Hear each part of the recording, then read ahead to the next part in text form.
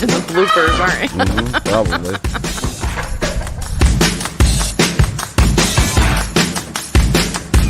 Hey folks, welcome to the farm. Start that over again. I wasn't recording. Yep. Hey folks, welcome to the farm. It is July 5th. I hope all of you had a wonderful Thanksgiving.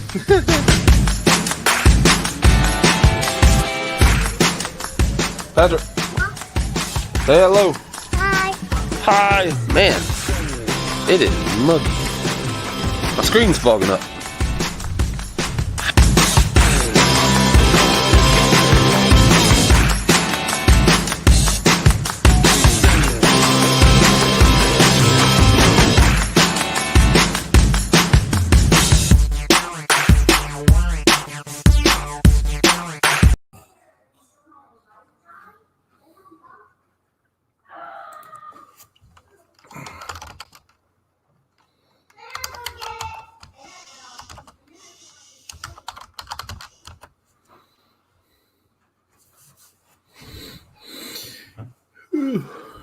Let's see, like a minute.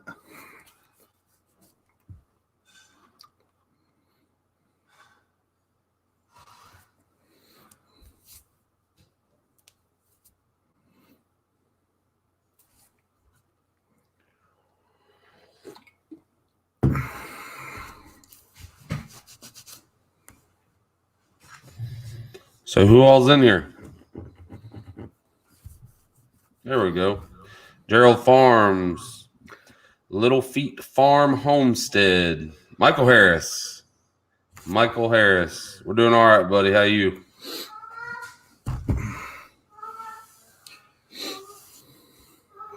Trying to grow my beard. I got a lot of time off work, so I don't have to shave it.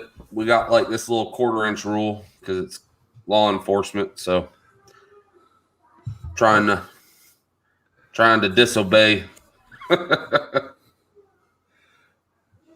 Hey, Uncle Al. Gerald, how are you, buddy? Little Feet Farm Homestead. Awesome. Welcome. Uncle Al, welcome, buddy. It's like mid-afternoon over there in your neck of the woods. I don't know.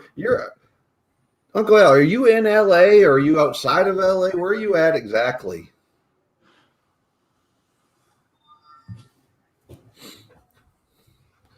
That's like the true La La Land out there.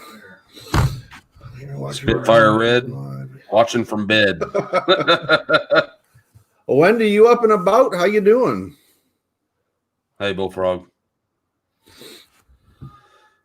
It's good to hear, Michael. Good to hear.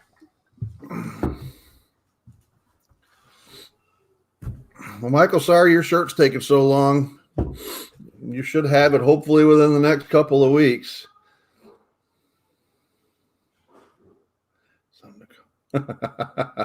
So you Mark. All right, so like I said, I can't grow my beard over a 1/4 of an inch. And so I usually try to push it about a half and wait for either a major or a colonel or somebody above to tell me to shave. But they haven't really bothered with me much because I've been staying super busy at work, and I also am only working really Mondays and Thursdays every week for pretty much the entire month of October. So.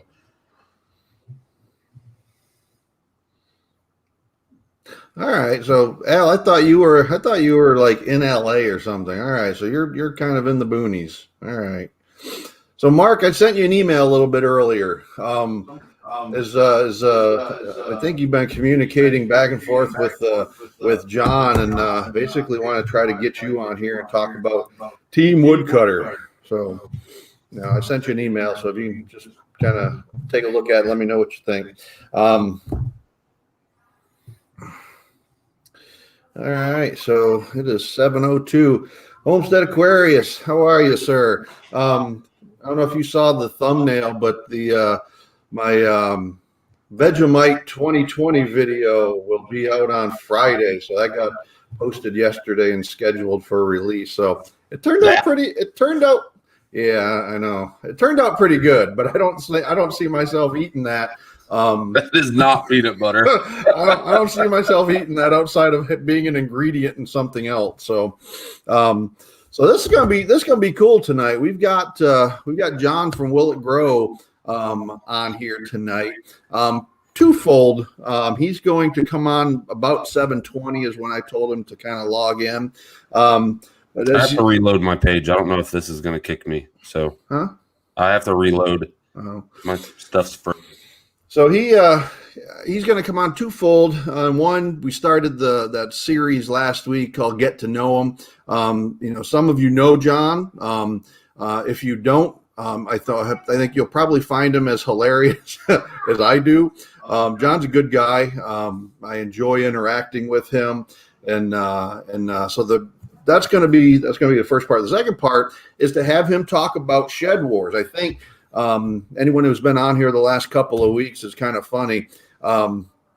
We had a get together, a meetup with about 7 channels up in South Georgia or Middle Central Georgia. I guess it would be where Warner Robins, that Ed's attention to detail had arranged, and somehow John got a hold of that video and said that I was talking crap about shed wars in Florida and Georgia, and that he suspended me from shed wars. Well, I've never been in shed wars, so I'm not sure how you get suspended from something you've never participated in. But then he unsuspended me if I joined his team. So I basically said I'm going to become like a college free agent.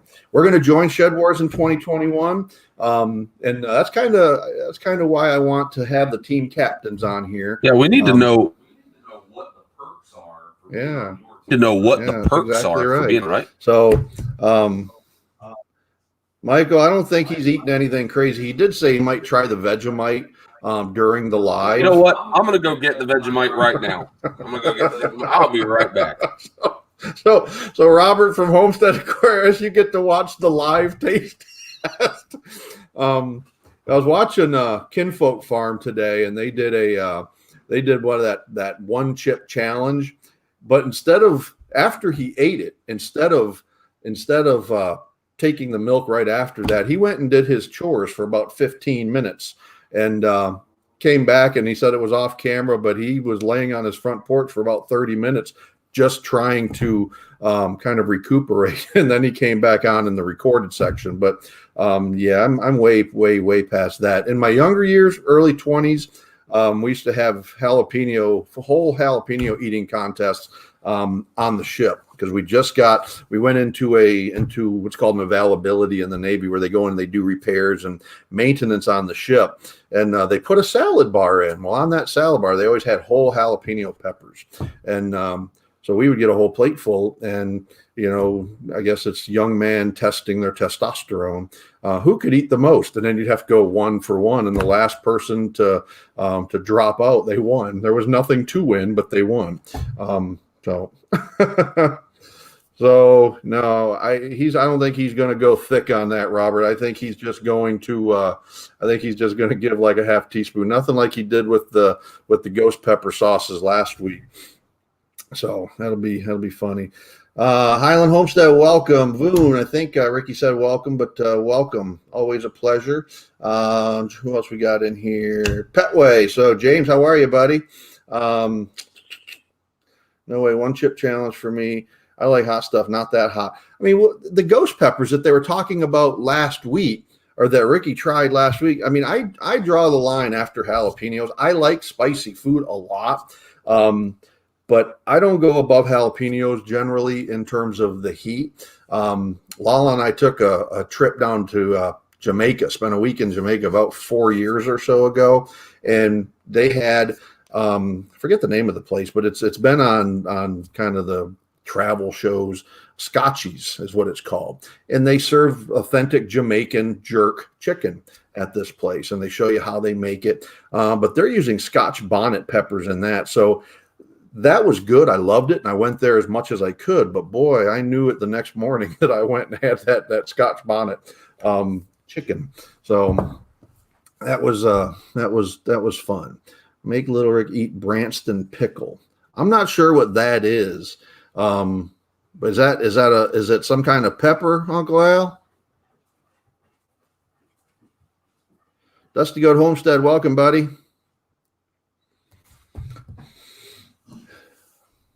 So let's kind of get on with kind of what we're going to talk about tonight. But last week, as we talked about, we were monetized as of early last week, and in last week's live, we got our first 2 ever super chats from Hobby Farm Homestead and Southern Boy Prepper. And we were kind of so caught up in the moment last week that I didn't have the opportunity to just say a heartfelt thank you to both of those channels. I don't even know what I thought. I mean, we just have fun doing what we're doing. We enjoy interacting with other channels. We enjoy interacting with our subscribers. Not necessarily just on a video level, but at a personal level. That's why I love doing these meetups. So, anytime that we can go actually meet with other channels or subscribers one-on-one, that's the stuff that we just love doing. On here is Michael Harris, and Michael is over in Texas, but I would love to, if he ever comes to Florida, and the same thing with anybody on here. If you ever get to Florida, look us up. If nothing else, we'd go Cracker Barrel and have a little meetup or something. But, Mark, with all the traveling you do, Arkansas Woodcutter, if you ever pull anything down here to Florida, look us up. We'd love to meet up with you. And the cool thing is that where we live, it doesn't matter if you're coming to the East Coast of Florida, you got to come pretty close to where we live, because we are dead in the middle of I-95, which is the interstate that goes down the eastern side of Florida, and I-75, which is the interstate that goes down the western side of Florida. We're right in the middle between those 2 interstates. So it's no more than 45 minutes to either interstate. So if you're coming to Florida, you're within 45 minutes or to an hour of us. At some point when you get to I-10, because our farm and we live on a little tiny community, a little county, about 20,000 total in our county. So it's one of the smaller counties in the entire state. Chicken Johnny, welcome, sir. Well, if you ever get down here, man, everything I see, you're spending a lot of time up in the Pacific Northwest, out in the western states. My daughter and my son-in-law, who's active duty in the Navy, he was on here last week. They just got transferred. His next duty station is in Bremerton, Washington, which is across Puget Sound from Seattle. And so, he's inside. Huh? He's in the stream. Oh, okay. So they're going to be stationed up at Bremerton. He's a Navy medic, and he's going to the nuclear sub base up there to manage the health of Marines that are stationed up there. So, good young man. Could not be happier to have him as a son-in-law. But him and my daughter, who was on here last week as well, they are en route to Bremerton right now. The last posting we got was they were just coming into Colorado this morning, so they're somewhere between Colorado and Washington up there. Yeah, that was definitely a really hard goodbye. Yeah.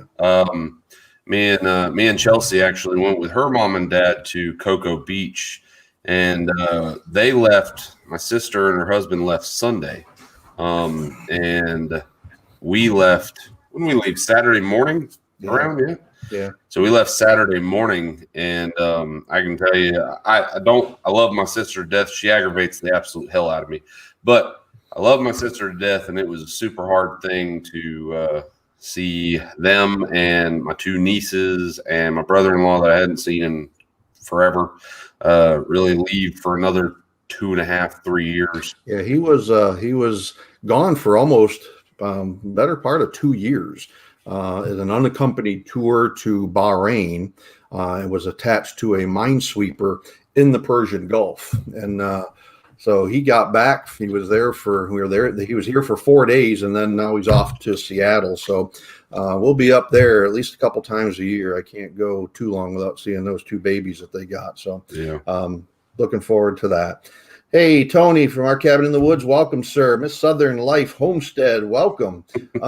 So we've got, well, John disappeared. Yeah, he left. Homestead Aquarius said, "Go for it, Little Rick. Australia is in that jar waiting for you." You want to do it now? I literally had to bring some pretty potent drink up here to taste test this. And so if you guys haven't, I know a lot of the folks I recognize on here that you are. You guys are familiar with Homestead Aquarius with Robert. Go check out his channel if you're not. But one of the things that he put out a challenge. It's been a couple of weeks or so ago, and it's probably one of the best. His first video that he did was probably one of the best cliffhanger videos that I've watched. So it talks about the Vegemite challenge, and he gets all the way up to it, and you're expecting him to plunge it into his mouth, and he doesn't do it. He says, just basically stay tuned. It's coming in a later video. He's probably going to call me a sissy because I really don't want. I did a decent spoon the first time, and I don't feel like doing a decent spoon the second time. But this stuff right here is it is, again, like I said, not peanut butter at all. This is not peanut butter. So to me, this tastes like a really, really potent. If you were to take peanut butter and it had a baby with a bouillon cube, that's what that stuff's like. All right, maybe not even that, like dark chocolate or something. I mean, it's a weird taste, for sure. That's not what we call potent in these back. No, James, that's impotent. All right. So WillItGrow. So John is here. So we've got John from WillItGrow. John is the team captain for Team WillItGrow for Shed Wars 2020. Now, we really didn't get serious about our channel until about May of this year. So we kind of came in. It was already underway when we kind of got serious about our channel. So I come in thinking, I saw this guy, Arkansas Woodcutter, and he was making all these videos about a shed, or what I thought about a shed. And then he was trash talking other channels. I'm like, well, this guy is kind of a jerk. And then I saw these other channels start roasting Mark, and I'm like, what is this about? They're talking about who's got the bigger shed. I was thinking, well, that's not what this is. So the Shed Wars is essentially an agricultural. This is the way I'm going to say it, an agricultural contest. That's correct. Island Homestead, thank you so much for your super chat. I don't think your mic's going through, WillItGrow. Let me see. There it goes. We can get you. Island Homestead, thank you so much for your super chat. I really appreciate that. But so here's what we're doing. So I don't know, 2 weeks ago or so, we did a meetup up in Central Georgia. Ed's attention to detail, Frank and Tina, and John started talking smack about me in Shed Wars. I'm not even in Shed Wars, but he's talking smack about me, saying that I was suspended from Shed Wars. And I'm like, I don't know how you suspend someone that's never done it in the first place. But then he rescinded his suspension if I come onto his team. So I said, I'm gonna take on the free agent, kind of like a college free agent, and I'm gonna get all these team captains on here and have them talk about why people should visit or why people should join their teams. What my understanding is they're still hashing out the rules for this upcoming year. So, John, I got you on here for two things tonight. The first one, before we get to Shed Wars, is kind of, we introduced last week that get to know them segment, and you've got a really cool backstory, and I would have think you were just some obnoxious guy from Boston if you didn't tell me that. But I'm not from Boston. He's got a really, really cool backstory. So, everyone has kind of a unique path that they take in life. What's your path that kind of brought you to where you are right now? My path, basically is, I grew up in the Azores for 10 years old, and migrated to the United States when I was, 10, and just working, loving family, 12 siblings, just my father always engraved in us is work hard for what it is you do, and through watching my father raise 12 children. You got 12 siblings? 12 siblings. You got 12 siblings? Holy mackerel. 3 of them have passed away, unfortunately, but it started out with 12 siblings, and without a car, without donkeys, without anything, back in the Azores in the 70s, 60s, 70s, and 80s, and watching my dad lug around doing anything and everything to provide for his family, that became an inspiration to me to want to work hard for everything that I have. I don't want anything for free. I want to work hard for it so that my children and anybody that's friends with me can look up to me and say, nobody gave that guy anything. He worked for it. So I kind of feel the same way. I look at my son, little Rick, and it's like I used to think, my kid's going to be the best at this and the best of that. And as I got older and I realized how flawed the parenting books are, like Dr. Spock's book of parenting, how to be a parent, man, you don't know what the hell you're doing when you become a parent. You just do the best that you can. You work hard and try to be a role model for them. By the time he was like in high school, I got to the point of thinking, if he gets to adulthood without going to jail, I'm a success as a parent. Yeah. Yeah. So fortunately, he doesn't. He's never been to jail, but he goes to jail every day because he's in law enforcement. So, Rick, just before you go, Rick, the truth is on that is that the parenting is the key. Yep. It's the parenting is the key, because as the parents, these children, 5 years old, 10 years old, 11, 12, 15, they're looking at the actions that the parents are committing. If I'm a lazy bum and I don't want to work and I'm sitting at home doing nothing, what kind of message am I sending to my children? If I work hard, then my child most likely is going to want to, emanate what it is I'm doing. Nope. So it's all about parenting is simply by example of what the parents' actions are. I agree. Wise words from a wise man. So I look at my kids and it's like both of them are incredibly hard workers. It used to irritate me when my wife and Lala would say, "Your kids are just like you." Well, it used to irritate me, but now I'm pretty damn proud of that, actually. So, yeah. So what do you do? So what do you do for work? I know this because you've kind of talked about it in the past, but you're from the Azores and you're a commercial fisherman, correct? I am a commercial oyster farmer. Yes. I am a member of one of the biggest oyster companies in all of the Northeast of the United States, which is our Cape Cod Oyster Company. And we grow about 15 million oysters a year and distribute pretty much worldwide. And one of our main brands is Great White Oyster. And that's what I've been doing for 17 years. And I absolutely love it. Wouldn't leave it for anything in the world. So the major question is then raw or steamed? Oh, after 17 years, neither. you had enough oysters. Neither. I know you eat mussels. Do you even eat oysters? I still, unfortunately, I still do have to eat about 5, 6 a day just for quality control, raw. Wow. All right. If you have not seen John's video, I think you did it last week on mussels, drunken mussels. Yeah, check that out. I mean, if you like seafood, if you like mussels in particular, it will make your mouth water. It is amazing. It looked fantastic.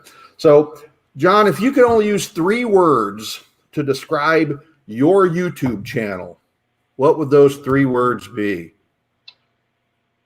Oh, 3 words to describe my YouTube channel. At the moment, not professional. That's 2 words. Oh, you want 1 word? Okay. Well, I have to use not professional. That's 2 words right there. Well, All right. so bear with me, Rick. You do unprofessional. Huh? Unprofessional. Unprofessional. That's Oh, 1 word. okay, Rick. Unprofessional, fun, and original. I would agree with that. What inspired you to? So it sounds like you've got a pretty good deal going on with your oyster farm. What made you kind of move towards starting a YouTube channel? Basically, the coronavirus, to be honest with you. Really? And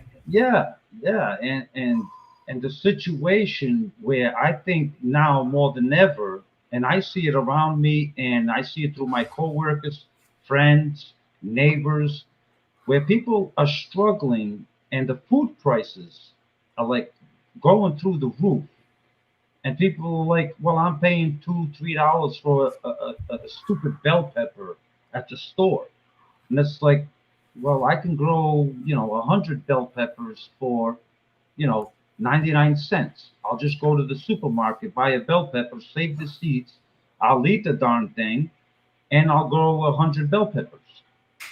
And it's the teaching. I want to teach people basically that you can do it yourself. Mm-hmm. Self-sufficiency, where you'd be amazed at going through this shed wars, how many people actually don't know how to actually plant a seed. It's amazing. Right. And you don't need that much space. Up until probably really about 8 years or so ago, I had grown a garden probably every single year of different sizes, varying sizes, sometimes really big, sometimes smaller, since I was probably 13 years old. Sometimes we've done container gardening depending on where we were living. But what you're saying is absolutely true. I've never started a tomato plant. I've always just gone somewhere and bought them and stuck them in the ground and they grow. So it's been really cool getting to know, I guess on some of these gardening channels, I could best be described as kind of a lurker, just watching, absorbing, learning what they're doing, because I'm certainly not a really experienced gardener, but I'm really good at learning from my mistakes. So we're looking forward to doing this next year. And then last thing, what are 3 hidden talents that you have that most people don't know about? Drinking beer does not count, because we all know that. Okay, 3 hidden talents. Oh, what? 3 hidden talents that people don't know about. I've had a lot of experience on acting, going on the road, in front of hundreds of people on stage acting. I know how to play a role if I have to play a role. What's the question again? 3 talents that you have that most people don't know about you. Okay, so 1 talent is I can act if I need to act. So that's 1 talent. So is Team Will It Grow, is that an act or is that the real you? Team Will It Grow is the real me, but when when I bash on people, that is me showing that I actually care about them and actually love them. And you know what's funny, when like me bashing you, Rick, like me.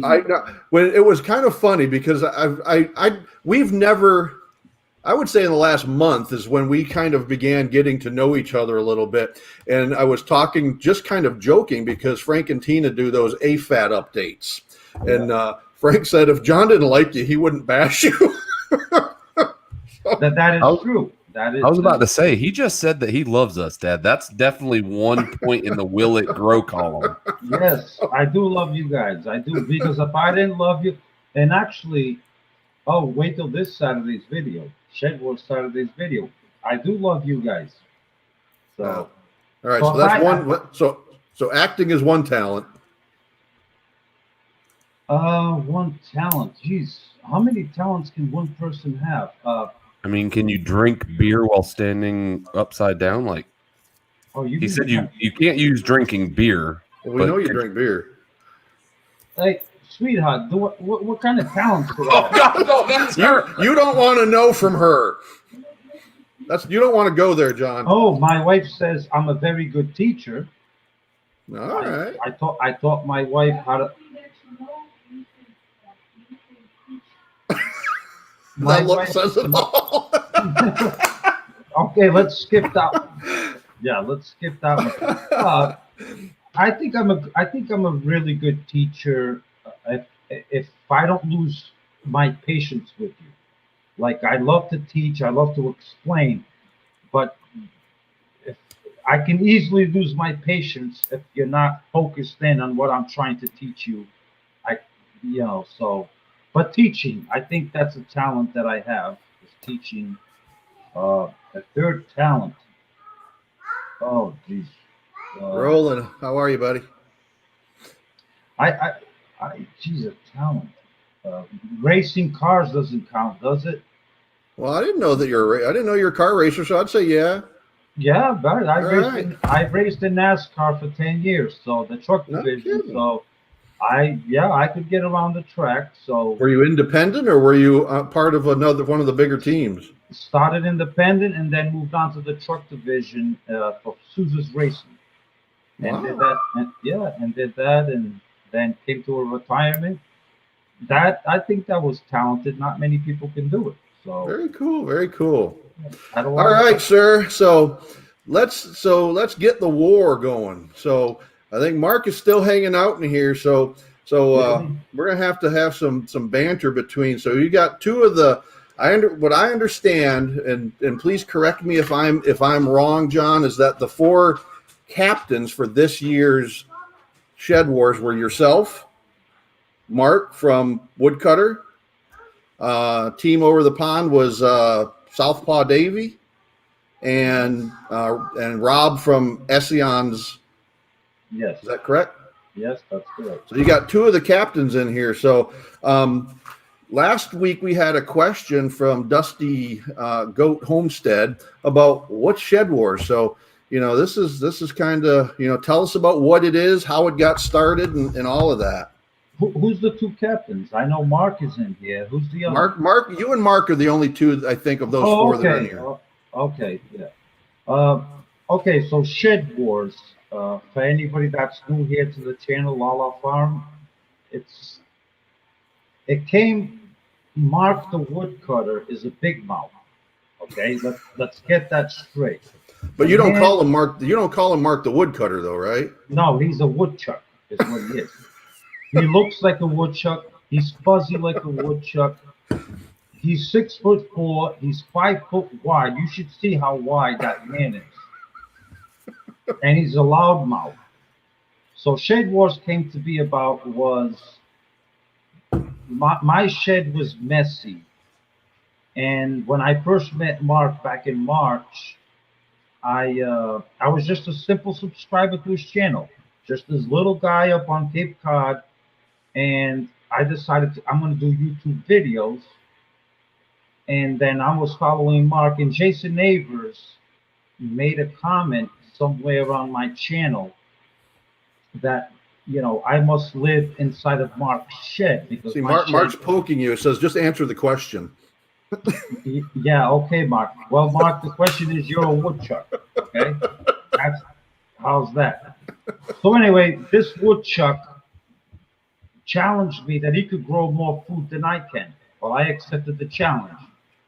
And he can't grow more food than I can because he didn't think that I could grow my own food. Well, he was wrong. And that's how Team Will It Grow and Shed Wars started, is he challenged me, Portuguese Man of War, to Is there something funny, Rick? I can hear you in the background. The Portuguese man of war. That's going to another level. Well, that's what I am. I'm the Portuguese man of war. Or like Robert Homestead Aquarius tried to put it on me as the Portuguese manatee. Did you see that video of the Portuguese manatee? Yes, I did. Yeah, that didn't go so well now, did it? But that's basically how Shed Wars started. Okay. And it was strictly based to teach people how to grow food. So then other channels came into it. How did that happen? That was Mark decided to make teams, so it wouldn't be just between me and him. It was to involve basically the whole world to come into it. That's basically what it was. And he did a good job at it where, we had people from Australia and all over the place, Canada. So Mark says you're a manatee. Yeah, manatee, yeah. I'll give you a manatee. A Portuguese manatee. Yeah, manatee. Oh, all right. So we're going to be talking about this with Mark hopefully as well. So why we had talked briefly or kind of exchanged some emails. Why would I want to be on your team versus another? Well, my guidance. I think my energy will guide you and will make you want to succeed, like truly, because I hold extremely high expectations. And if you follow Shed Wars, you will see me as a team captain. I will hold even my own teammates, like that Robert down in Alabama that plays with his little tadpole and doesn't do anything. I will hold him accountable, and I will suspend him, just like I even suspended you already and gave Tony Welch Farms a suspension. I was about to say, I mean, we already know that he'll hold us accountable because we weren't even on his team and he suspended us. That's right. And so the reason why, Rick, that I would like to recruit you towards my team, if possible. Now, we're still working on the way the draft is going to work, how we're going to pick teams. But if I have a chance at you, just know that I could very well pick you, and I will hold you responsible. And if I don't hold up my end of the bargain, what's going to happen? I'll suspend you immediately, directly, like that. MB Heritage Farms, welcome. So what would you say to somebody who says, I know more than any of these guys. I'm going to start my own channel. They're coming at you. That's not up to them. That is up to myself, Mark, Robert Homestead Aquarius, and Frank, Adventures to Frank and Tina. Oh.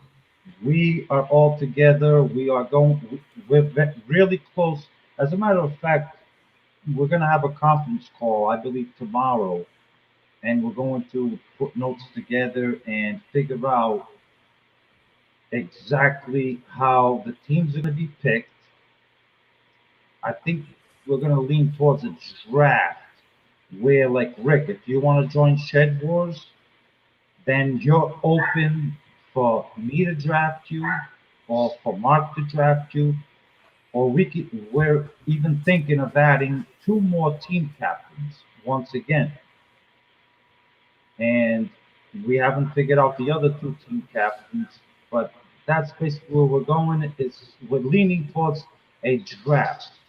So Rick, if you like me, you do. If you don't, then I'll just draft you because you don't like me.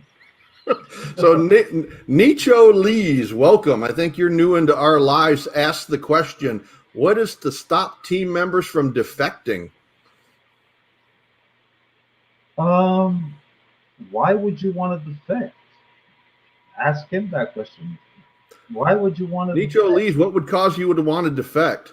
Yeah, why would you want to defect? If you're a part of my team, why would you want to leave my team? You know. So tell me how, I mean, the thing that did make sense to me, and maybe you guys are kind of hashing this out, and so hopefully if we can get one of the other captains on here, they'll kind of give us the final draft of it. But it includes both agricultural products like fruits and vegetables, but it can also include livestock such as eggs and goats in our case.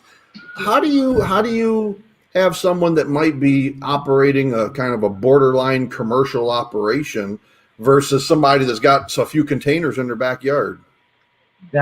Exactly. That is one of the main things that we are focusing on. You know, there was something interesting you said on your live, I believe last week, which was you raise a lot of chickens and you spoke about bringing them to market. Mm-hmm. That is something we do not want to allow, because Shed Wars is not about commercializing. I'm going to grow, you know, cows and pigs and chickens and go, hey, I got 1,000 pounds of chickens. I'm going to go sell them. Right. You know, even though that's self-sufficiency, but the goal is to teach gardening and self-sufficiency through what you're going to keep, eat, you know, and preserve for yourself, not a commercial wise, like I even told Mark last night, like Chicken Johnny, he was a part of my team. But if Chicken Johnny harvests 500 pounds of potatoes, don't think that you're going to take those potatoes to the farmer's market and say, look, I weighed in 500 pounds. No. Yeah, because I was on Chicken Johnny's site. I was on one of his videos today, and he is a market gardener, as I understand. Yes, exactly. And when you spoke, Rick, that you sell chickens as well, and I use an example like Highland Homestead, Eva. Mm-hmm. She raises a lot of chickens and stuff, but she processes them and she keeps them in a freezer. That's for her personal consumption, for her and her family. All right. That's totally different. Do you understand what I'm saying? Yeah. So personal consumption is what it's going to boil down to. It's personal self-sufficiency. It's not about money. Because like I told Mark, I raise 15 million oysters a year. If it was about weight, then I could put up 80,000 pounds a day. Wow. If that was the case.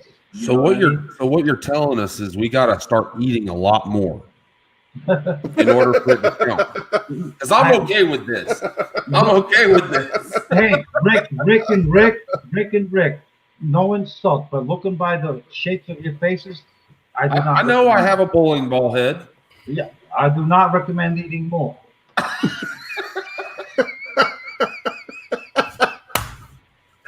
Oh, that's funny. Do you see the European chin line? Yes. Yeah, that's very little eating and a lot of drinking. that's how I get. So that's all I got to do is drink more and eat less. Eat less and drink more. Yeah. Who cares about questions for John? So flavors and textures. They said so. Even preserving it. So if you're anything, whether you're it's going in the freezer or it's canned or it's dehydrated, anything that's then used for your personal consumption is kind of fair game. Yes, absolutely. And it doesn't have to be on your farm. Like if you go out picking blueberries anywhere, or you go out picking apples anywhere, if you want to spend $500 and pick 500 pounds of apples and weigh that in, then for the sake of Shed Wars, then you're defeating the purpose. Right. You know what I'm saying? It's like Shed Wars is about honesty. It's about learning and showing tricks and like, look, hey, I only put up 888 pounds this year. That's all I put up. Is that bad? No. Is that the best I've done? No. But I'm proud of it. I'm happy about it. All right, that's a good start. I agree with you. One of the things that I enjoy about Highland Homestead, watching Eva and everything that they do is the amount of self-sufficiency. So during the meatloaf wars, Eva could do some smack talking too, and she was doing that about bragging about her her self-sufficiency. She's growing everything on her farm. So a lot of the vegetables that went into that meatloaf, the meats were processed. Most of those were processed on her farm. So it's just really, really cool to see the amount of homegrown stuff that they're using there. So yes, homestead us. If you harvest, 10 pounds of cucumbers and you want to give those to your neighbor, yes, that counts. I just read the question there. Homestead us. Yep. Yes. Yeah. Giving stuff away, absolutely. Give it away, but it still counts. You grew it, and you're still being self-sufficient because you're helping a friend, you're helping your neighbor, you're helping someone. Now, if you go and sell the cucumbers or whatever you get, then it's like, okay, so that makes a lot more sense. I think that kind of levels the playing field a little bit. Dusty Goat Homestead, John, you had the question last week about what's all this stuff about. Do you any questions? I think you've done a great job, John, kind of explaining, what this is about. So I think as you guys kind of figure out those rules and kind of come up with some final draft, if you will, of what it's going to look like and kind of what the rules and regulations are, then we'll be able to get that from, probably the next person. Hopefully it'll be Mark. Hopefully he can come on next week, maybe, or the week after that.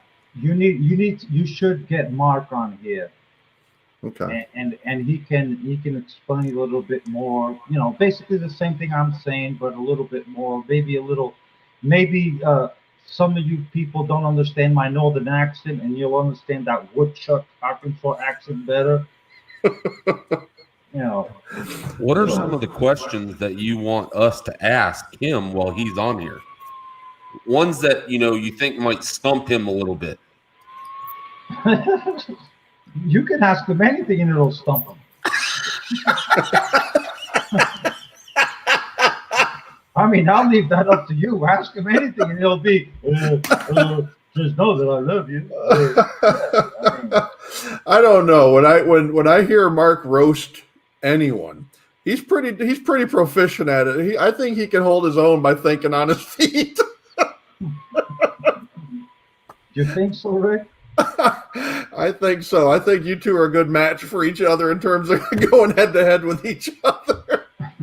Well, one thing that I did know was, when we were talking about Shed Wars 2021, I did not want to go forward without Mark. Right. Mark, absolutely. I know Mark is on the road and all that stuff, but I need Mark has to be a part of it. He created this, and he invited me to go along with him, and I definitely want Mark to be a part of it, and he is going to be a part of it, and that's pretty awesome. Because I need somebody to pick on, because there's a lot of people that I try to pick on, and they can't handle it. And Rick, I think you'd be one that you couldn't handle it either. I'm used to getting getting picked on, for lack of a better word, in my work. So I got pretty thick armor. So all right, no. Whether you can take it or not, and being picked on is two totally different things. Because if I pick on you, I certainly expect a response out of you. You should expect a response. Absolutely. If I pick on you, then why wouldn't you stand up for yourself? See, I'm just kind of like when I let it kind of roll off. I can do that pretty well. Oh, you can? Well, I can't. Well, I can't.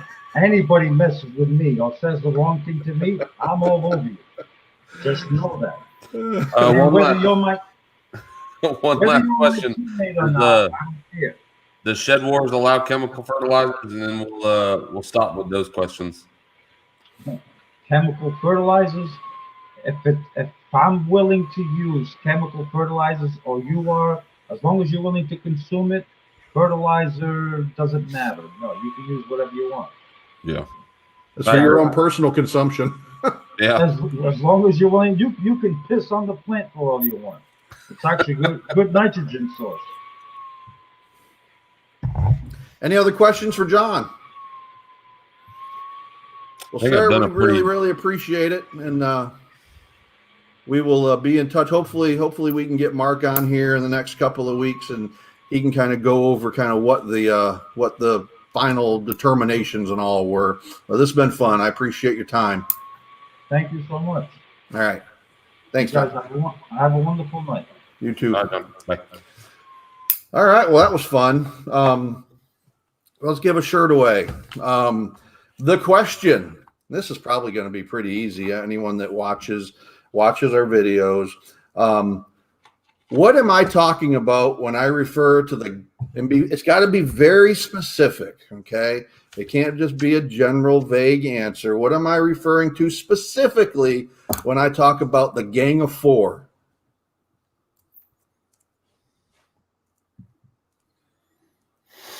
And I am monitoring the Gang of Four. What specifically am I talking about? Yep. Hey, Mark, check your email, buddy. I appreciate you being here. This was fun.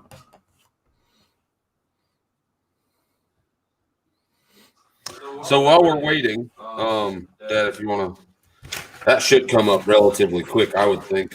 Want to say thank you to Highland Homestead towards the beginning. I don't know. Did you point them out yet? I did. I talked about it. Yeah. What we started doing is again kind of pointing out. We got our first 2 super chats last week from Hobby Farm Homestead, Southern Boy Prep. I don't think either one of them are on this week, but we are just.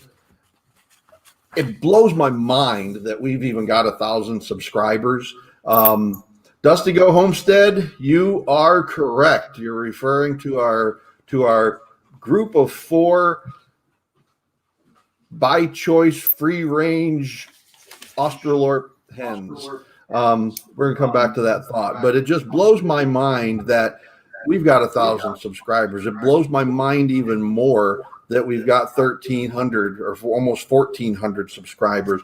And then my mind was blown again last week when we got a couple of super chats. I'm like, we do this because this is a lot of fun for us. We enjoy kind of sharing what we do, answering questions from folks, and just watching what other people are doing, because I said it last week, this is all collaborative. It used to think that you could grow a channel and people would just flock to you because you just got good content. Well, that's just not the case. I mean, this is all about a community and supporting that community. And if you support that community, they will support you back. And that's really what we have found.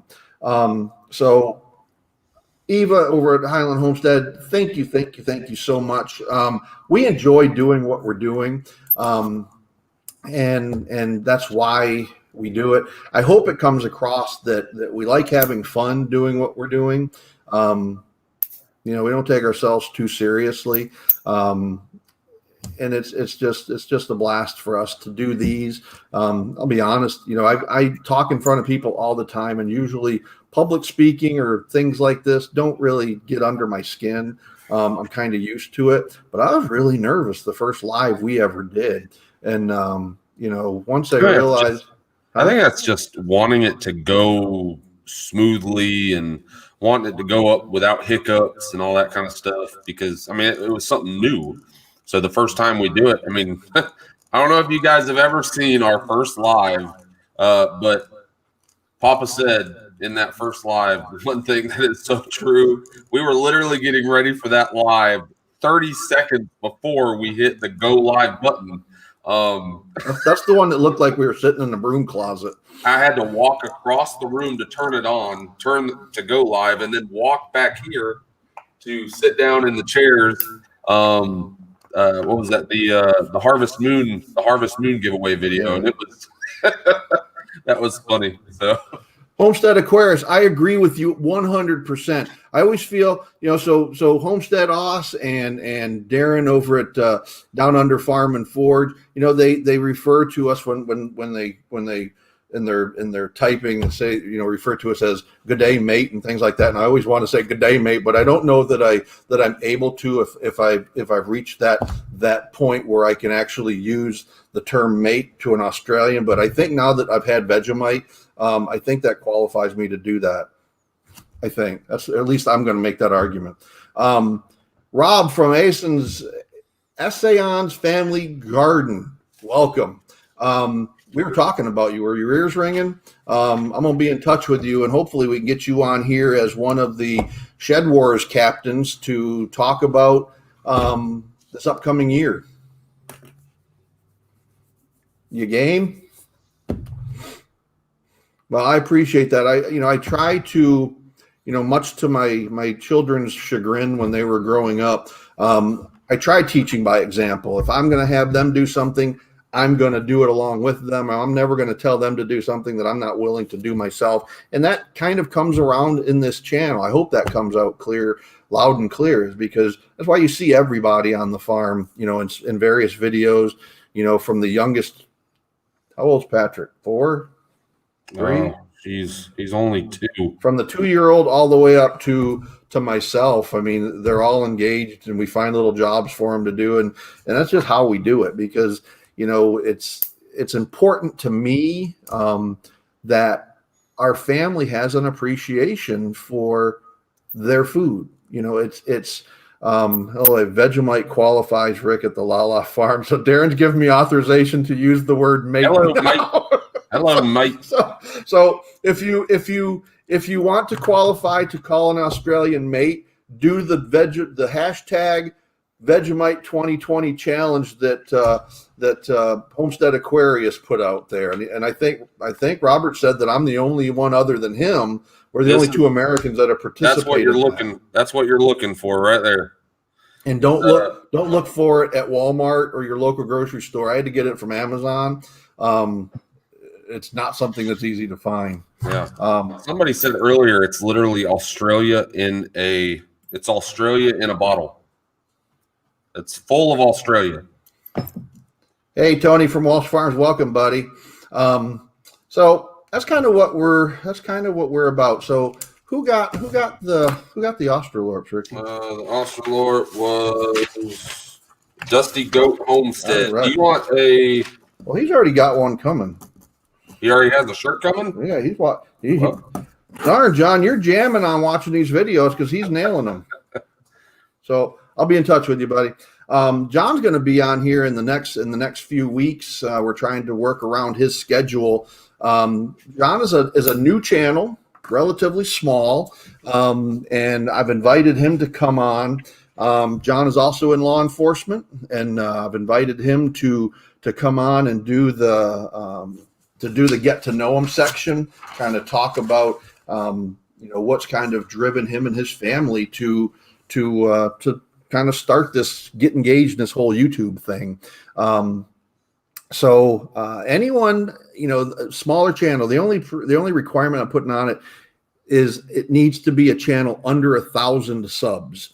And the reason I put that on there is that, we've had so much support from folks within this homesteading, small farming, self-sufficiency community that we want to be able to provide support to them. So, smaller channels, if you're under 1,000, if you want to be on here on the get to know them segment and kind of, hopefully get some support to maybe push you up over that 1,000 mark, then just send us an email and we'll start lining those up. But you're going to be answering the same questions that John did tonight so that folks on here can get to know you, because that's one of the things that I think is lacking in many of the channels that I watch, is that, they look like everything is going really, really well, and you don't see the legit stuff that's edited out of these. So it's really important when I look at a channel, when I get to like a channel, that I kind of know a little bit about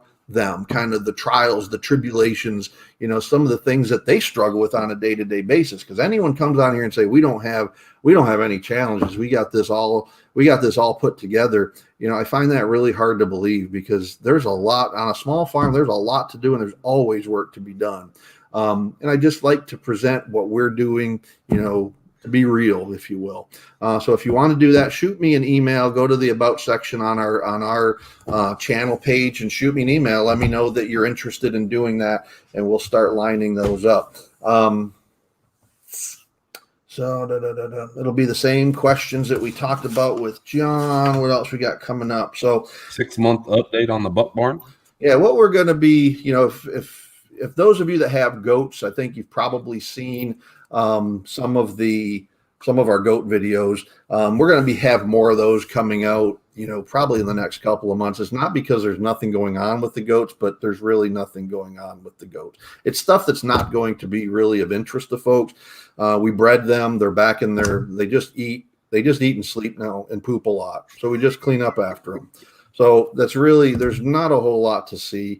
But I'm going to be doing kind of an update on our buck barn, just as I did on our main barn, to kind of see if there's anything that we would have changed from the initial build to now having about 6 months of use of that barn.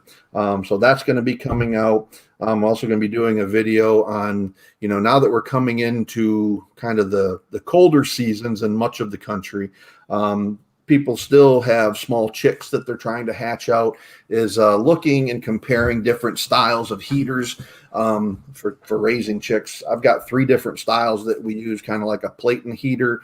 And then we've got an overhead. And then the kind that I've got, but we don't really use as the traditional kind of heat lamp.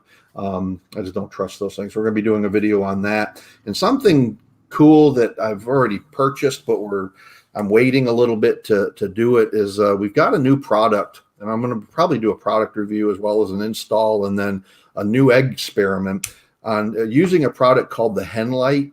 And what the Hen Light is a LED light that simulates sunlight. So what I'm trying to do is demonstrate its efficacy in terms of, if we can extend the daylight hours during the winter. And I'm not saying leave a light on all day long. That's not good for your chickens, and that's going to be explained in the heating videos and the lighting videos.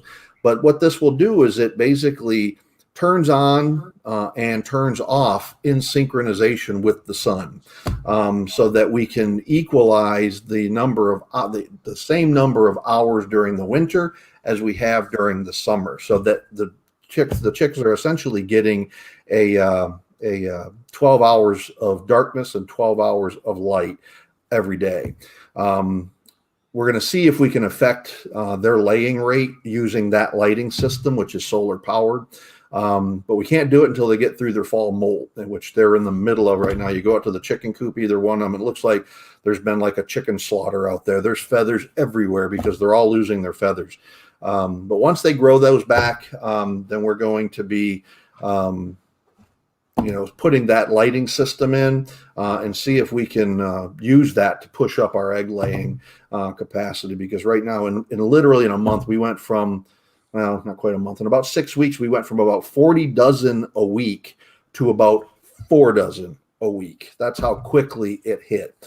And it's done this every year because it drives my family crazy. I know how much my chickens have laid every single day going back for the last 4 years. So I can almost tell within a week of when they're going to stop, when their egg production is going to fall off the cliff. And we're right at the beginning of this. So they'll be back to normal, usually around the middle of February, unless this lighting system is super, super effective, which we're going to test. So that'll be our next egg experiment video. Ecocentric Homestead, welcome. When I went through things I must do, then... Dusty, no, we do not have any per se fertilized eggs right now. That's another thing that we're going to try to get done with this winter when it's a little cooler. Like Papa said, I mean, it's in the summer, even though we are in North Florida, it is still just absolutely brutally hot during, June, July, August, even before May.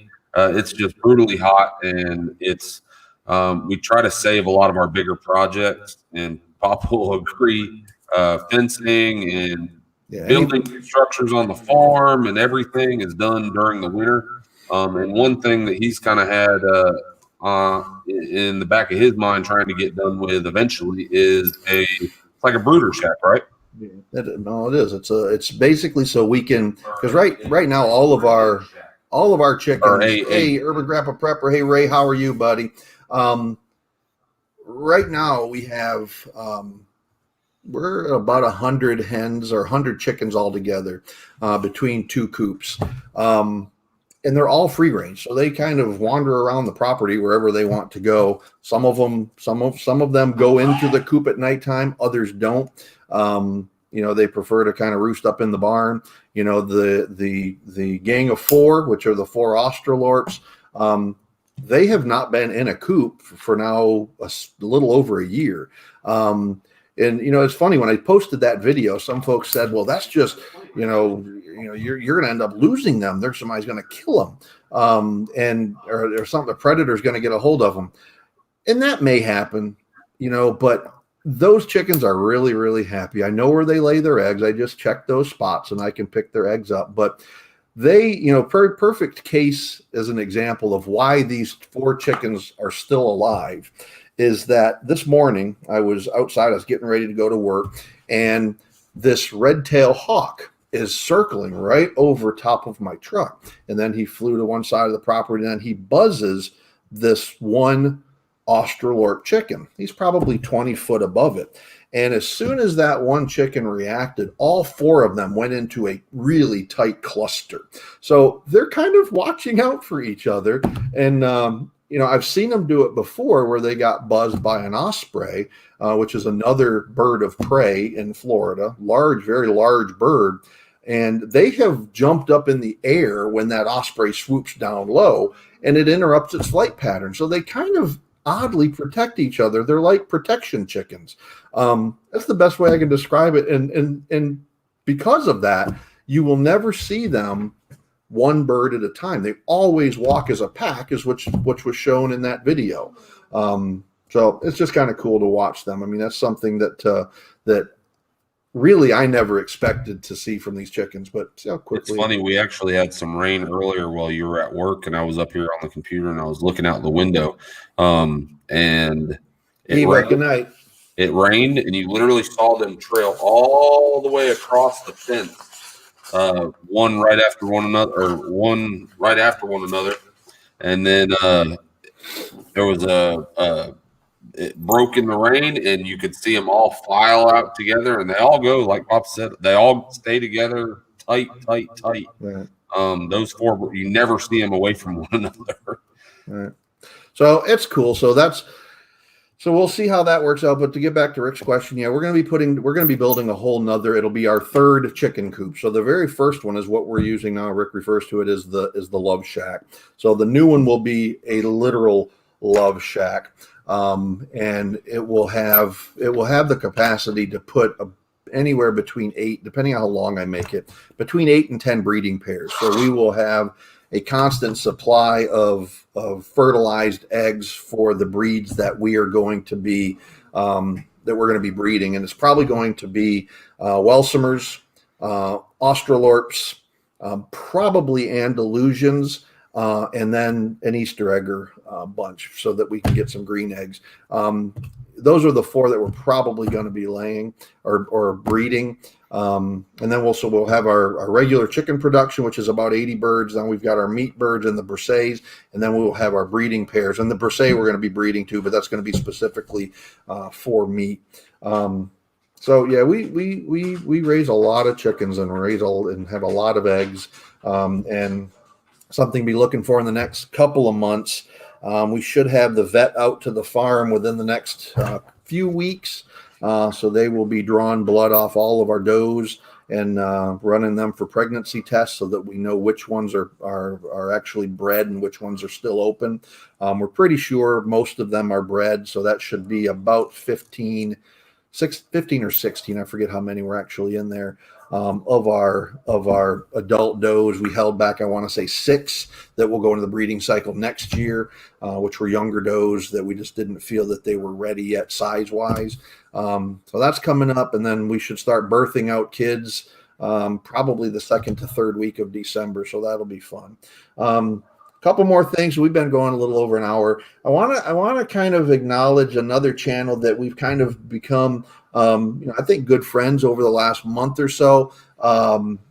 Ed over at Southern Life Homestead, and I think Ed is still on here.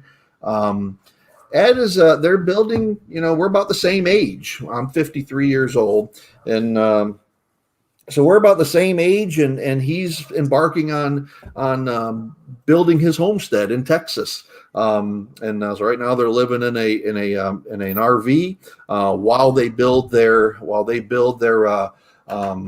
homestead up. But Ed and I have talked on the phone, and Ed was kind of intrigued by the meatloaf wars, which, by the way, we've got 11 days left in voting.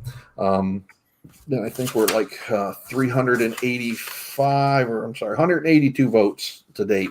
So we got 11 more days. See how fast I get off topic. Ed has started a new challenge called the #Fall BBQ Cook-Off.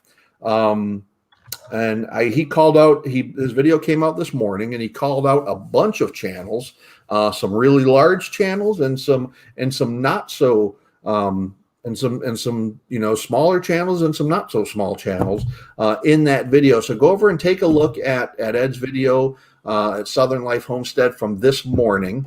I just dropped a link also in the comment section. You guys can go and click on that, and it'll take you over there. Yeah, and I'm not sure from Ed, and I haven't talked to him today or communicated, but I don't know if it's limited to just the channels that he called out, or if it's open to anybody. So, you might want to ask him that question, but check him out. It's a good channel. And it's one of those channels where you're going to be able to watch them build this homestead from literally a bunch of weeds up to a functioning homestead over time. So, check them out. LOL, Ed likes to lose. So look at Darren. He's talking some smack. So So Down Under Farm and Forge is one of the Meatloaf Wars competitors, and again, this is still a 2-horse race in the Meatloaf Wars between Southern Life Homestead and Angie's Life and More Reloaded. Southern Life Homestead says that it is open. Okay, all right, so cool. So if you want to do that, it's basically any type of meat prepared on an outdoor smoker or grill. So I'm not sure exactly what I'm going to be doing, but it will be something that will be a sight to see. That's all I'm going to say. So, but make sure you guys go over to Southern Life Homestead just again and subscribe to his channel. So, like I said, I left the link in the description. Make it easier on you guys. All you got to do is click. So, what else we got in here? All right, so MB Heritage Farms, that's the other channel that is co-hosting that challenge with Southern Life Homestead. So it's kind of those are the two channels that are heading that up. And so go over and check out MB Heritage Farms as well. And they can answer any questions that you might have. But again, it's any kind of meat on a smoker or a grill. It's just got to be done outside. So it's a pretty tight turnaround on it. I want to say that it's the third week of November. So you've got about a month or so to get it done. Anything else? So Darren down on the Farm Fort says, I know what I'm doing. So don't. So there you go. Bring your A game, Rick. You don't have to worry about me bringing my A game on a smoker. Okay. Farm Fort says, I know what I'm doing, and then a couple comments down, beating Ed. So here's what I'm going to say to you, Ed. All right. So I don't know if you know anything or if you like baseball or not. So you got the minor leagues, and then as you go up in the minor leagues, you have A, AA, AAA. All right. Well, you stay with your A game. I'm going to bring you my quadruple A game. Okay. And we're not. Don't you worry about me bringing my A game. I'm going to bring the AAA, quadruple A game, or even the major leagues. You stay down in the minors, and I'm going to be in the majors. All right? That's all I'm going to say. I think you might need to take some pointers from WillItGrow. That was weak, Dad. I'm sorry. Ray at Urban Grandpa Prepper, I tried to get you into the Meatloaf Wars, man, and Ray apparently likes his wife to cook for him because he wouldn't cook for me. I'm the same way. I tell people all the time, I'll get some food in my belly, and somebody will be like, well, do you cook anything? No, I'm not a cooker. I'm an eater. So my wife loves to cook, probably not 7 days a week, but She does not mind cooking, and I sure as heck do not mind eating. I love eating. Well, that's what Ed said at Southern Life Homestead. He said, make sure you tell Little Rick that he's invited too. He is not a cooker. Yeah, I'm not a cook. I can probably might be able to get Chelsea to cook me something. Yeah, but she don't. She don't do it on the grill or the smoker. That's my domain. That's a Papa thing. Yeah. Every time I walk into my garage, because here's how serious I take it. I will not leave my smoker outside. Every time I smoke, I pull my smoker back into the grill so it doesn't get rained on. And it makes this incredible smell. When you walk into my garage, it always smells like smoked meat. It's pretty awesome. So the hashtag MyRide2020. So that's the other video that we got coming up. So this was I was invited to kind of participate in that Ken's maple leaf forge and stuff. I just haven't gotten to that yet. That will be coming out in the next couple of weeks. So I'm going to highlight my motorcycle ride. That's all I'm going to say. It's a nice one. I'm very proud of my motorcycle. Something that it doesn't really. I got something in the mail tomorrow, or it's coming in the mail tomorrow. As you guys know, Papa's said it in the past. I'm the editor, more or less, and love to do it. If you guys stuck around for the beginning, or were in at the beginning, I know there was 5 people watching it, but it did a cool little intro. That's going to be the new intro, and I enjoy that. I enjoy thoroughly editing videos, and that's my thing. But I got some GoPro accessories, so that should be coming in tomorrow. That'll kind of up our audio game on our GoPro footage, because Papa he doesn't really like using the M50. So this is what I got to put up with. So he doesn't really like using the M50. This is my baby. This thing is, if you ever watch and you get our really, really crisp, clean footage with really good audio, because we got the Rode mic on top and everything else, that's coming off. That's coming off this thing. And like I said, I love this. It's like carrying a pumpkin around. What? It's like carrying a pumpkin around. It is.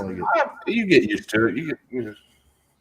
Homestead Aquarius. I agree. I think I would love to be able to go to what's that place called, Yankee Candle, and find me a barbecue scent candle. That would be nice. But that would be awesome. We got some GoPro accessories coming in that should hopefully step up the GoPro footage. And then the GoPro 9 is still. I've been eyeing that thing for a while. So we might have. We're not gonna do a whole bunch of tech videos, because I don't feel like that's really what the channel's about. But definitely for some of the channels out there, and not necessarily just a viewer, but for a channel, I got some a cool GoPro. It's called Snap? I think it's called a snap mount or something like that. It's cool. Nobody wants to hear about that stuff. They do. No, they don't. Channels do. No, they don't. When you can take something from here, put it on your chest, and then take it from your chest and put it on your selfie stick in a matter of 2 seconds. I was really proud of myself. I actually, without his assistance, I did the entire video that's coming out on Friday is the Vegemite video.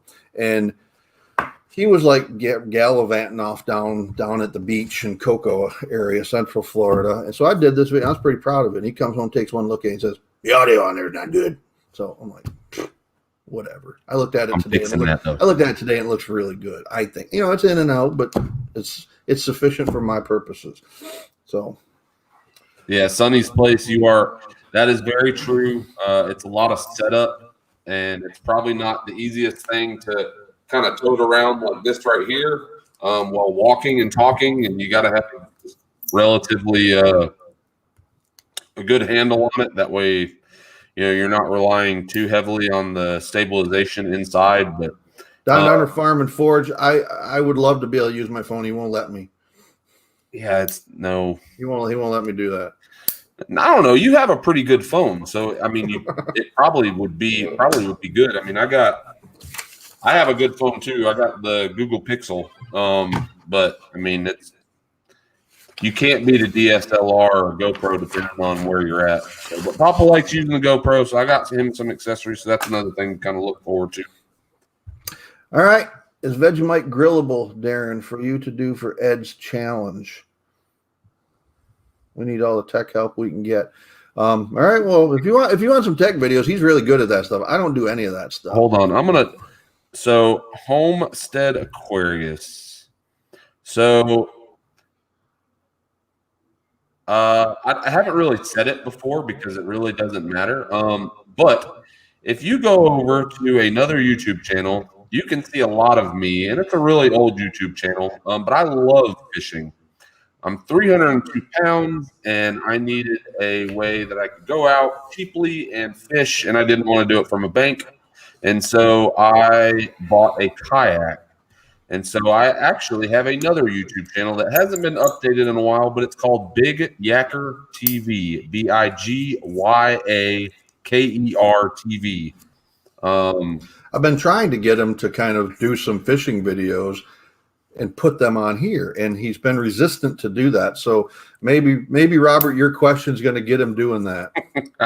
I doubt it, because I got to get away from the farm, get away from the kids, get away from work. We're actually going camping this weekend, the whole family. So we got a guest farm sitter coming in, and they're going to be feeding the animals all weekend. But hopefully he takes his kayak up there, because we're going to a large lake just north of Augusta, Georgia. And so we're going to be up there from Friday to Friday through Monday is when we're coming back home. Hey, Dad. Yeah. Sonny's place. You think it's a pain shooting with this right here? Yeah. Sonny's place shoots with an 80D. Is that what I got? Is that that's what you have? Oh, that's a big camera. Imagine carrying that around. But it's a great camera. It is. It's a wonderful camera. It's a wonderful camera. So would you like him to do some more fishing videos? I've been trying to convince him to do that, and he just won't do it. Yes, Homestead Aquarius. I've caught sharks out of it. I don't know what y'all have over there. I know y'all got some. Y'all have I don't know, the gray fish with the blue like fluorescent dots. I like to watch Youngbloods or it's the Youngbloods, or it's another Australian YouTube channel, and I see him. They go spearfishing all the time. So, one of the things when Ricky was growing up, we used to go fishing frequently, but we always went off of there's a place. Robert, you asked me today, Homestead Aquarius, about how much time have we spent down in the southeast? Well, that area where that video was taken, Crooked River State Park, which is one that came out on Monday, was done. That park is, as soon as you leave Florida and you go into Georgia, the very first exit number 1 is St. Mary's, Georgia. And that state park is right off of exit 1. So it almost is on the Florida-Georgia line. So when Rick was growing up, we would all the time go up to that area fishing, because it's a lot of brackish water up there. One place in particular is what's called the Nassau Sound, which is a bridge. Well, when they replaced it with this really big bridge, ideally they never tore down the old bridge. They left it there and made it a permanent fishing pier. It is a great place to go fishing. And so I used to go up there all the time. So Ricky got the fishing bug when he was very, very young. And we have caught up at the Nassau Sound lots and lots and lots of sharks. And, if you've never had shark meat, it is probably, I'm not even going to say probably, it is my favorite fish, hands down. It is a incredibly tender. And if cooked correctly. It is incredible. It has no bones. It is just really brilliant, white, tender, sweet meat, and it is very, very, very good. And so Aquarius, real quick, it's not a big one, but here you go.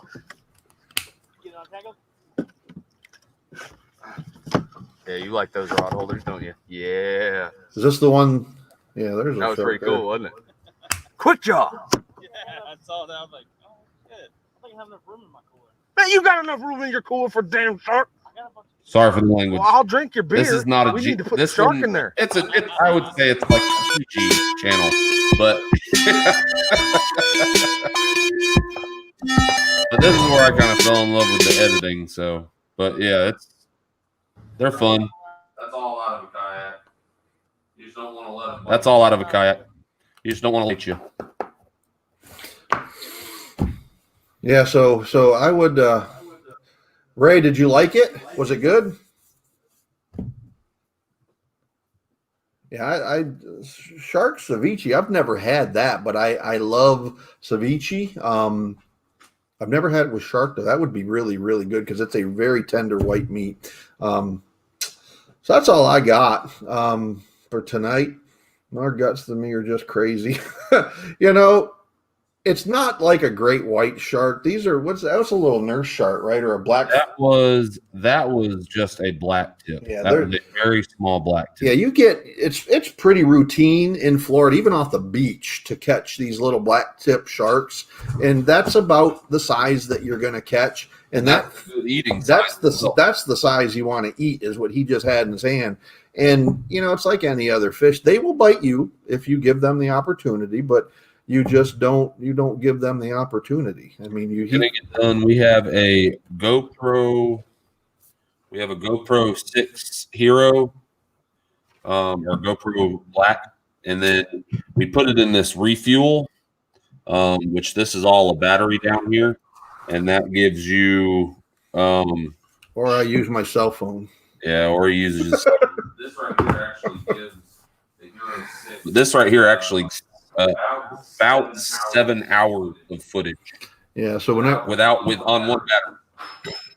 And then we have like I said, we got my baby, the M50, and then Papa has an 80D over there that we use very rarely. It is a photo camera. I mean, and he has a big telescopic lens, and so we did that. If you've ever seen the picture of Einar yawning. He got that on the 80D and from about 50 foot away. Yeah, and got the hairs on his chin. Yeah, so I use that. I love photography. That's the one thing I do tech wise enjoy. So I had that camera even before we really ever started getting into YouTube. You know, before that I had a little Rebel camera, and I gave that to my daughter. But I just love going out there and getting. So when you see on the community page or on our Facebook page these great close-ups of the animals, they're all taken on my 80D camera because I can put my telephoto lens on there and get really, really, really close. I've also got a macro lens that goes on to that, which you know, I went down to a butterfly habitat at the University of Florida, and was able to get some shots within that butterfly habitat of the head of a butterfly, but you can actually see, I don't even know, lack of a better word, their tongue rolls out, but it's that, and you can see the hair on the head of the butterfly. It's pretty cool. Well, that's awesome. They got me talking about tech stuff. I can go for hours talking about tech stuff, Sonny. So I know I at least have one person that's going to watch my videos, so they might not want to know about it. Sonny does, so I'm making them a video. He just made his night. I love tech. Yeah. He just made his night. Osmo's pretty good too. Osmo's pretty good. So there you go. You got affirmation tonight. So you're going to allow him to do a tech video and a fishing video. I'll keep out the fishing video. Like I said, I gotta find time. Okay. All right, folks. We've been going just almost an hour and a half, and generally we try to value your time, so we try not to go more than an hour. But we're really, really happy. We still got 22 people in there. That's the most I think we've ever had in there after an hour. So most of the time they get bored. So really appreciate it. Hope you found this informative and entertaining. Hopefully we will get the Arkansas Woodcutter on here, and I'm going to be sending Rob at Essayons an email as well, and hopefully we can get Rob on here and again talk about Shed Wars and kind of what he's looking at for his team and So that'll be fun. And then, but keep in mind, if you're under 1,000 subscribers, and you want to be featured in that get to know them segment, just shoot us an email and we'll communicate and hopefully get you in line so that we can get you pushed out and get you some subs. That's I just want to give back in the same way that channels were incredibly generous with us in terms of shout outs and supporting us. And I just want to give back in the same Family fashion. Garden, thank you. She said this, or they said, I don't. Huh? I'm gonna have to go check out Essayons. Yep. Yeah, he was. Yep. So thank you for sticking around for the first one. All right, awesome. So that's all we've got for tonight. What's that Aquarius? Nona Grace, she's in. Hey, welcome, Nona. How are you? Yeah, this has been a really, really busy week. There's a whole bunch of videos that I just haven't gotten to, just haven't had the time. And Nona, you've got several of them in my to watch queue. So hopefully I'll be able to get to that in the next week or so. Lala yells at me if I spend too much time watching YouTube videos. So and so does Ricky's wife. So yeah. Thank you guys for watching. Make sure you guys put it on your calendar for next Wednesday at 7. And look out Friday. Friday we got the Vegemite. So make sure you watch that. And it was good. It was on the spoon. I was not going to take just a straight out tablespoon of Vegemite. That was not going to happen. So I tasted it, but once you put that into a ingredient, because it's really salty, if you find the right recipe to put that on, it was good, and these wings were good. Yeah. So that's all on there. So again, thank you guys for watching. We'll see you next time. Thanks for visiting the farm. And Papa, always remember, treat others as you would like to be treated. Be well. Bye, guys.